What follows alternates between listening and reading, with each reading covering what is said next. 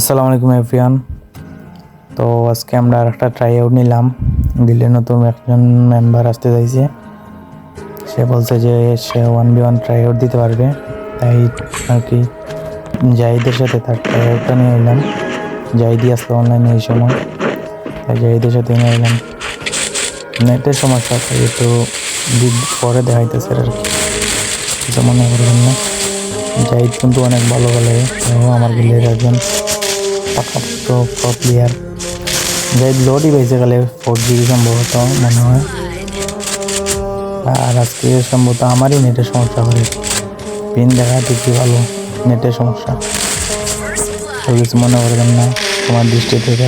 ওকে, আল্লাহ হাফিজ, ভালোই থাকবেন সবাই।